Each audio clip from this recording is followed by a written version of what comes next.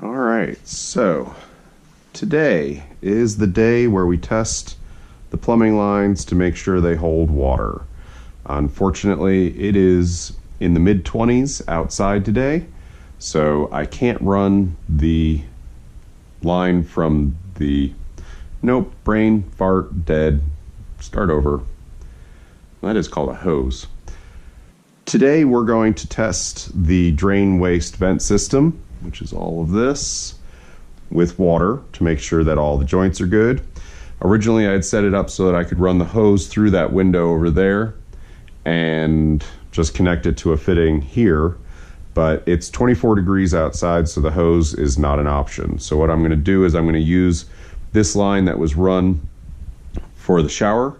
I'm going to connect an extra length with a valve in it and some fittings to make it fit the hose line, and we're going to connect that so that we can fill this whole thing up with water and see how badly I did. So the first thing I need to do is I need to cut this cap off. We do have water in here because I tested it for leaks, so I'm going to drain this in this bucket here.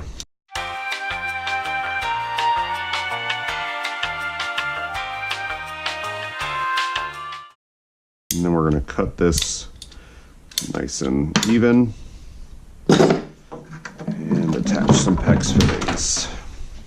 So we've got this ball valve here, pretty standard. When it's in line, it's on.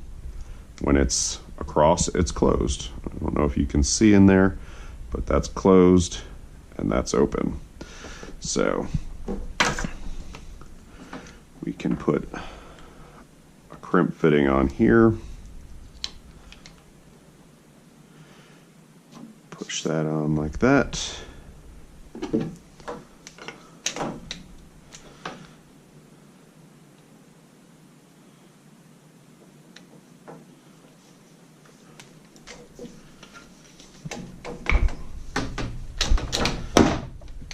and now we've got a good connection there, and that's open, closed.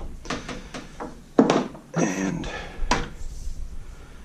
then on this one, we need to connect this piece, which has the PEX fitting, to a threaded fitting.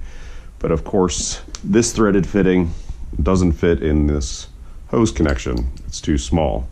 So you have to have a conversion because hose threads are much coarser. You can see how much coarser that is. So the hose threads in here like that, and then this threads in here like that. And then this whole thing gets connected to a PEX fitting like that.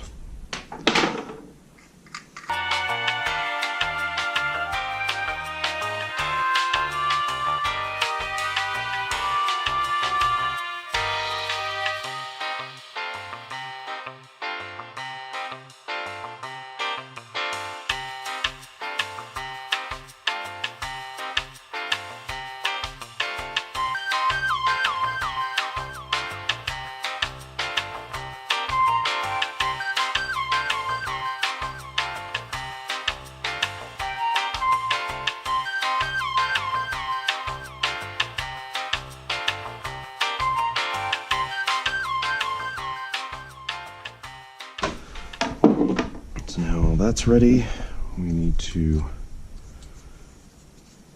Teflon tape this.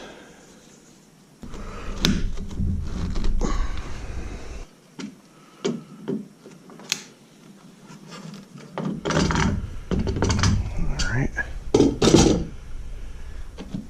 And then this will just fit on here, and I'll probably just get a tiny wrench to tighten this all down so I can screw it on pretty tightly. So to turn the water on to that line that I just added the valve to, it's actually going to be called bath number 2 tub. Even though it's a shower, they don't have a shower sticker, so tub was the best I could get. So turn that on. Up here we've got water, so I can test that. There we go. We've got we can attach this now.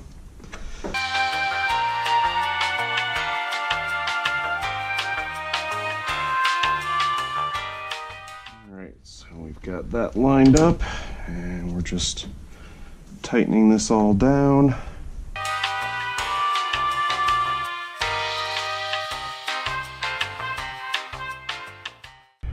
To stop the water, basically, we're filling from over there. All of this has to be filled.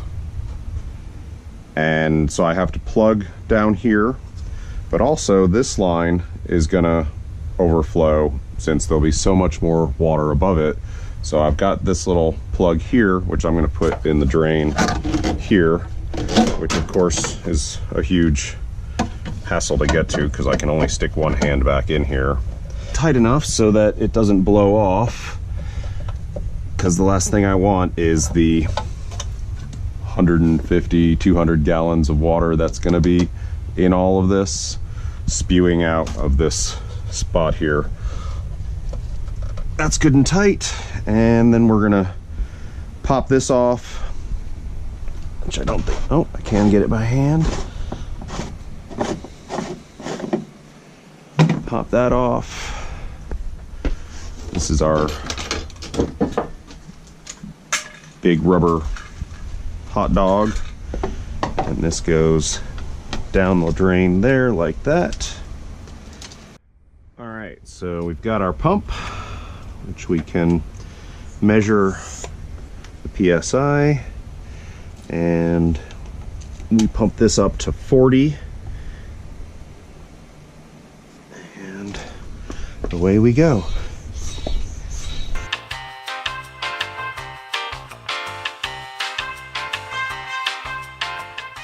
And now the test begins.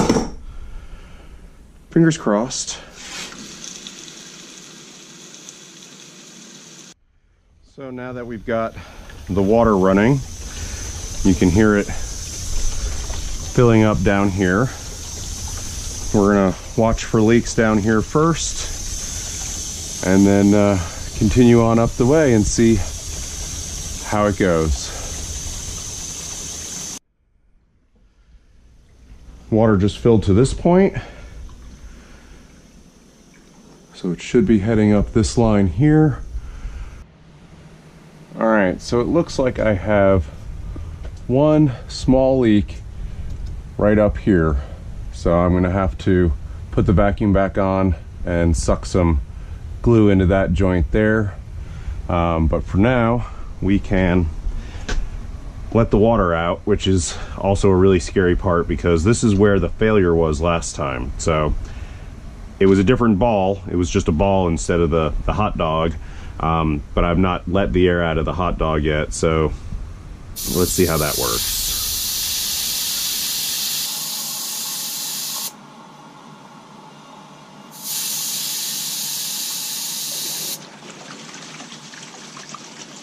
That's scary. Hear it rushing out.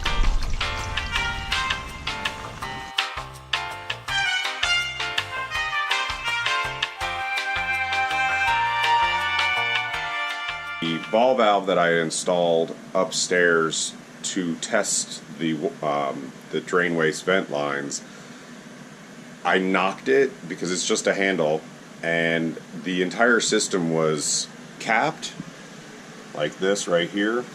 Well, with everything sealed up, there was nowhere for the water to go when I accidentally turned on the ball valve, and it was probably only on for 15-20 seconds, but it immediately went down to that point right there, which is connected to this line right here, which is the drain for the washer. It popped this cap off and exploded right here onto, this is all hardwood floor underneath here, and it was all the way over to there and all the way out here. It was everywhere. Yes, if you're counting, that is 2 major plumbing fails on my part. I never had any problems with plumbing in the past.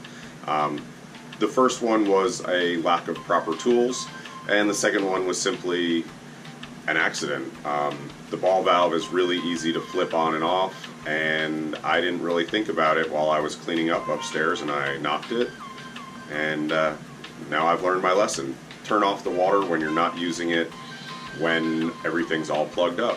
So really good tip for anybody who's working on their own house.